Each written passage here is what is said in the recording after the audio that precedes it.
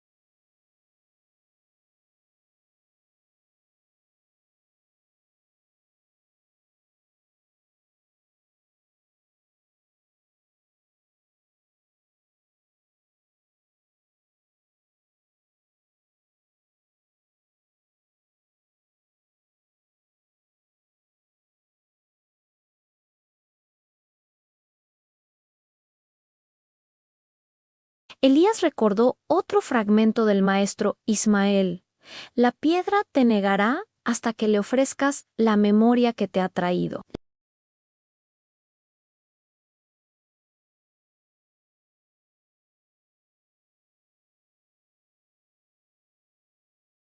Pero también la razón inicial de su partida a la desaparición de su hermana. Laila, una botánica excéntrica que había desaparecido en esta misma sierra 10 años atrás,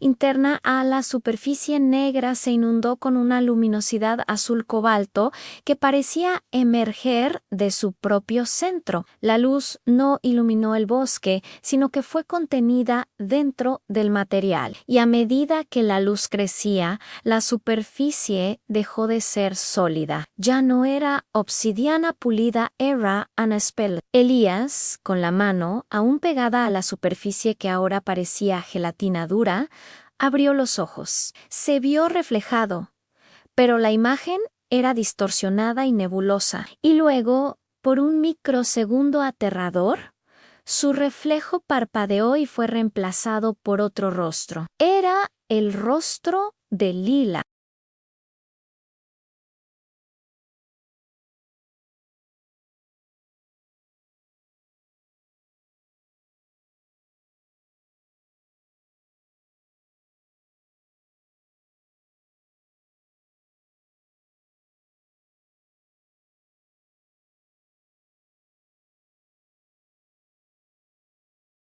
Cuando se desvaneció, la superficie ya no era un espejo ni un sólido, se había convertido en una membrana líquida, oscura en los bordes y brillante en el centro, ondulando sin la ayuda del viento.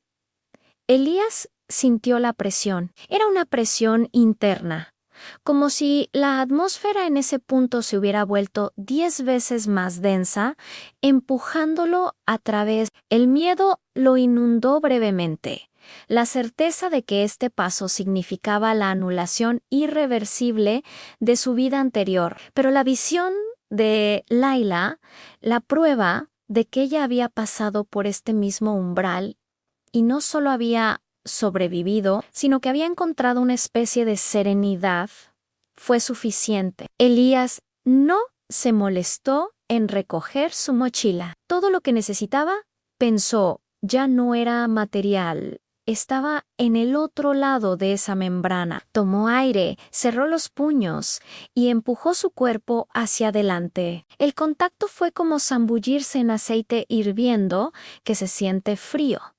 Hubo un sonido, pero no vino del exterior. Fue un sonido que resonó dentro de sus huesos, un coro de notas disonantes y hermosas que desafiaban la comprensión del oído humano. Sintió la membrana envolverlo, una fricción densa y dolorosa que pareció arrancar la piel de sus percepciones. Por un instante de terror absoluto, no hubo nada, solo el color cobalto y el ruido en sus huesos, la sensación de ser reestructurado, de que su masa corporal se estiraba y comprimía simultáneamente. Y luego, con un ligero estallido en su tímpano, la membrana lo soltó.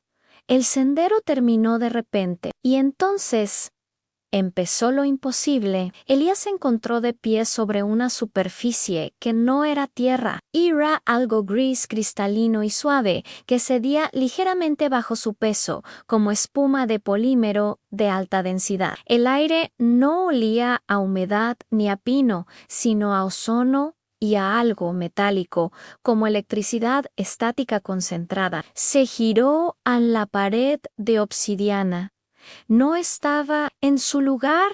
El sendero que había seguido se disolvía justo detrás de él en una neblina densa de color plata. Había pasado a través, y el portal se había colapsado, o al menos se había hecho invisible. Elías estaba ahora solo, en un lugar donde la dirección y el punto de origen ya no existían. Delante de él, el paisaje era la máxima expresión de la paradoja. El cielo era de un tono malva profundo, pero en lugar de nubes, estaba surcado por líneas de luz pálida que se movían con la lentitud de los glaciares. La luz no venía del cielo, sino de estructuras que se alzaban en la distancia. Eran construcciones de una escala tan vasta que desafiaban la ingeniería. Pilares que se extendían hacia el malva, hechos de un material que parecía hueso pulido y vidrio esmerilado, interconectados por puentes que flotaban sin soportes visibles,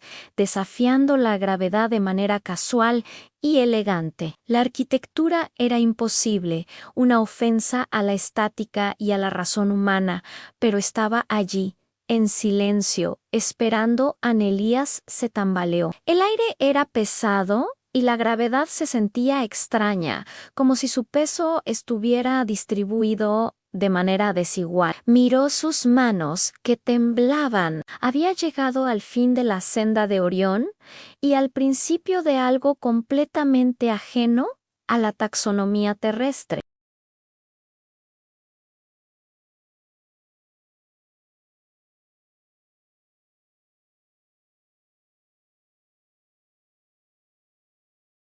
Elías estaba en un mundo de maravillas arquitectónicas y físicas, pero no había viento, ni pájaros, ni el murmullo del agua, solo el eco del latido de su propio corazón, amplificado por la quietud del lugar. Y entonces, en el centro de ese paisaje imposible, entre los pilares de hueso y el cielo malva, Elías vio un movimiento fugaz, una figura que se movía entre las sombras de las estructuras, demasiado alta y delgada para ser humana, con una gracia antinatural. No parecía haber notado su llegada, o tal vez simplemente la había ignorado. Elías apretó los puños. Su búsqueda de 3 años había terminado en un milisegundo de terror y luz azul. Ahora, el propósito se había redefinido, la curiosidad insaciable que lo había consumido se había fusionado con el terror absoluto de la revelación. Ya no buscaba la verdad del sendero, buscaba el lila. En este lugar que desafiaba toda comprensión, estaba solo, sin ruta de escape y enfrentando una civilización o una realidad que no debería existir. La única manera de avanzar era adentrarse en ese silencio. La única manera de entender lo imposible era sumergirse en él. Había cruzado el umbral, y la tarea de descifrar este nuevo universo era la única que le quedaba. Cómo funcionaba la luz, cómo se sostenían las estructuras, y qué era esa criatura esbelta que se movía entre ellas. Elías tomó su primer aliento del aire imposible y comenzó a caminar hacia la primera gran estructura. Si esta era la recompensa del sendero de Orión, la aventura apenas había comenzado. La física había sido desmantelada. Ahora, tocaba desmantelar lo imposible, la continuación de la jornada de Elías a través de la arquitectura, del plano de convergencia y la naturaleza de las extrañas figuras que se mueven en este entorno, se abordará en la próxima entrega. La luz, aquella luz espectral que había definido la transición, no era una fuente, sino una ausencia calculada de tinieblas, una iluminación que prometía la verdad sin ofrecer consuelo. El explorador, cuya identidad había quedado reducida a la mera función de testigo, se encontró no ante un abismo ni ante en Morrow, sino ante una gigantesca y silenciosa imposibilidad. Lo que se extendía más allá del fin abrupto del sendero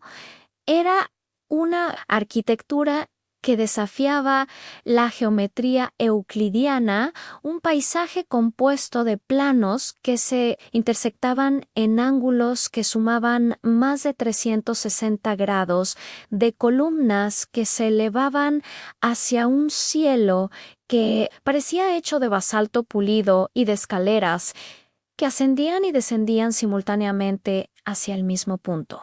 Era la evidencia física de un error fundamental en la construcción del universo, un rincón olvidado donde las reglas habían caducado o, peor aún, nunca habían existido. El aire allí era denso y metálico, no por la presencia de un elemento químico discernible, sino por el peso de la irrealidad. Cada respiración dolía, no en los pulmones, sino en el centro de la conciencia, como si el alma estuviera siendo forzada a metabolizar axiomas falsos.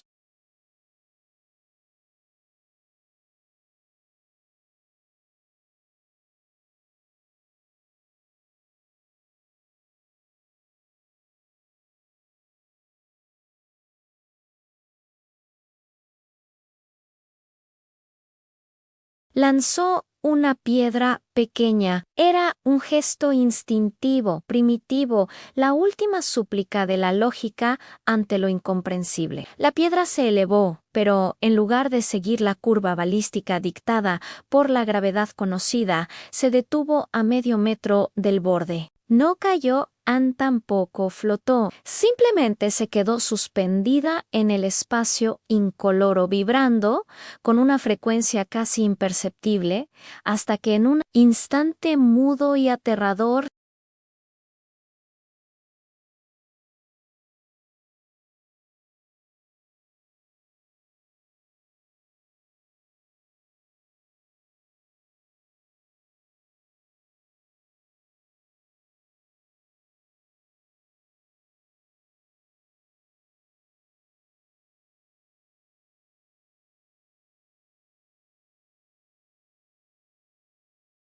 la vista del paisaje imposible no era estática. Se movía, pero no como un terremoto o un flujo líquido. Se movía como una mente pensante, reordenando sus elementos según una lógica que no podía ser aprendida por el cerebro humano. Los pilares de basalto se reorganizaban, formando patrones que eran hermosos y obscenos a la vez. Figuras que recordaban a mandalas infinitos de dolor matemático. Y en el centro de esta anarquía arquitectónica se alzaba el gran monolito. No era una construcción, era una entidad sólida y silenciosa, tan vasta que su cima desaparecía en la falsa negrura del cielo. Su superficie, de un tono obsidiana sin reflejos, no absorbía la luz, sino que la distorsionaba, creando un campo de sombra donde la luz debería haber existido. Al observarlo, el explorador sintió la presión de millones de años de historia comprimidos en un solo objeto. Aquí, a la vera de la certeza física, el explorador comprendió el verdadero terror de la situación. El sendero no había terminado por accidente geográfico. El sendero había terminado porque era el límite de LA por N narrativa. Había caminado hasta el borde de la página y ahora estaba mirando el reverso del texto. Una fuerza invisible que no empujaba, sino que convocaba, comenzó a tirar de su voluntad. No era física, sino una atracción epistemológica, el deseo irrefrenable de saber. Incluso si ese conocimiento garantizaba la destrucción de todo lo que entendía, se adentró en el espacio imposible. El primer paso fue el más difícil. Al pisar el suelo que parecía existir bajo el monolito, sintió como sus piernas se coordinaban de manera extraña, como si la distancia entre sus pies estuviera siendo calculada por una regla que cambiaba de longitud a cada instante. El sonido de sus pasos no viajaba, nacía y moría instantáneamente en el mismo punto. Un eco.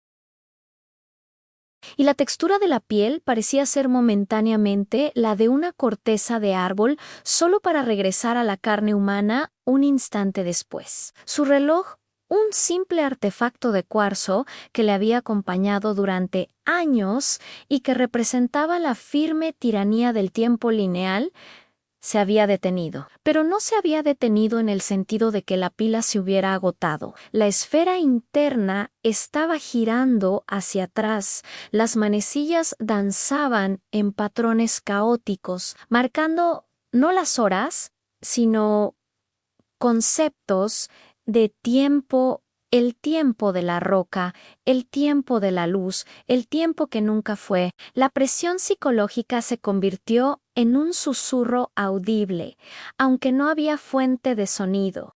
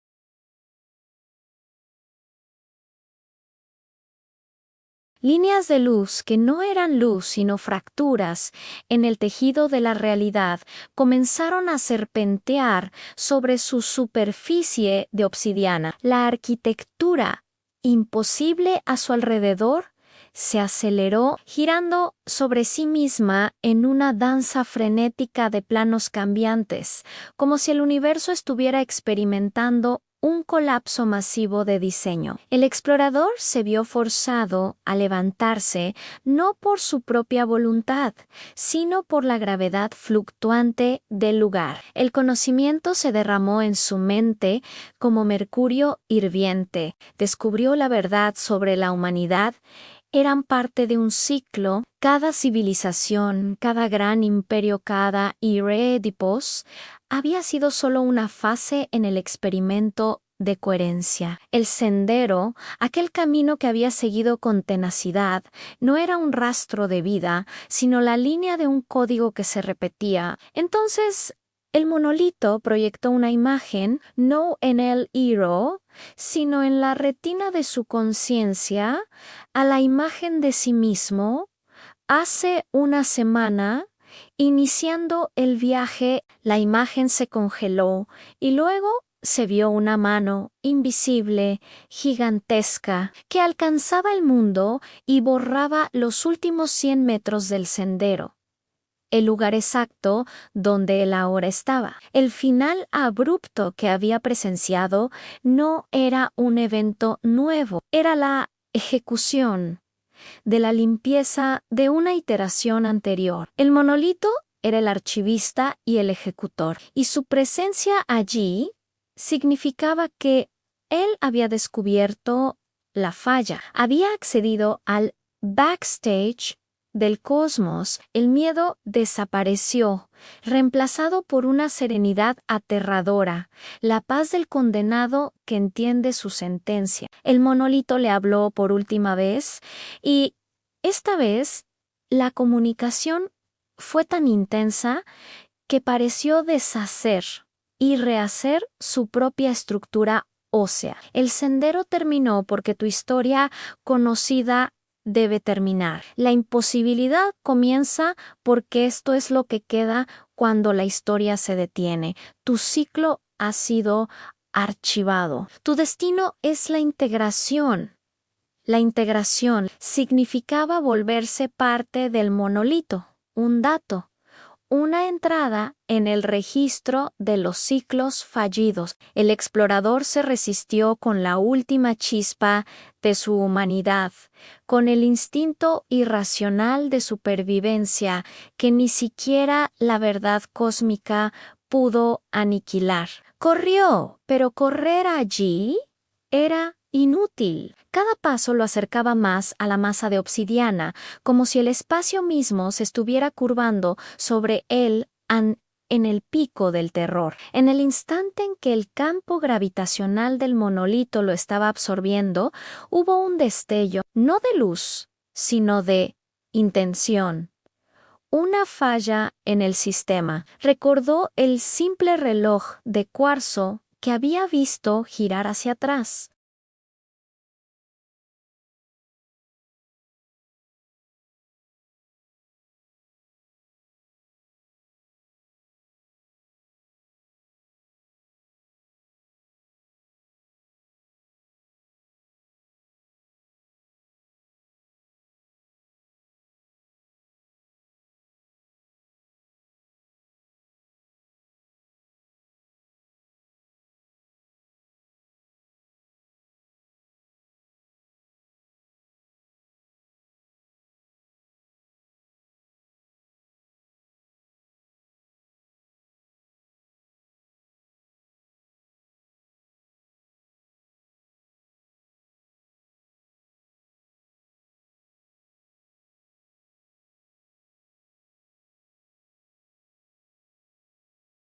El propio sistema, al intentar procesar la interferencia de una constante perfecta en un espacio de caos, se hizo sobrecargo.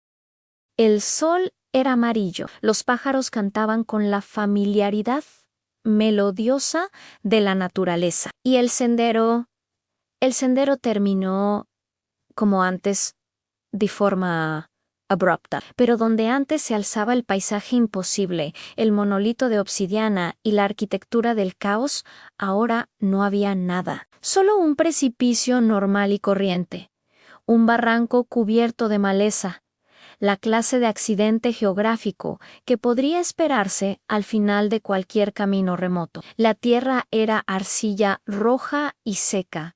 El aire era el aire normal, cargado del olor a pino. No había rastro de la imposibilidad. El explorador estaba de vuelta, pero la mente que regresó no era la misma. Sus ojos, aunque miraban la realidad, veían las ecuaciones debajo, los algoritmos frágiles que sostenían la ilusión. Él había sido testigo de la verdad detrás del velo, y aunque el monolito lo había expulsado, no pudo borrar la memoria. El conocimiento se había adherido a él como un parásito cósmico. El gran conflicto había terminado, no con una batalla épica, sino con una expulsión silenciosa y un archivo corrupto. El sendero había vuelto a ser un sendero, pero para él se había convertido en una trampa insoportable. Conclusión. El payoff final se levantó lentamente,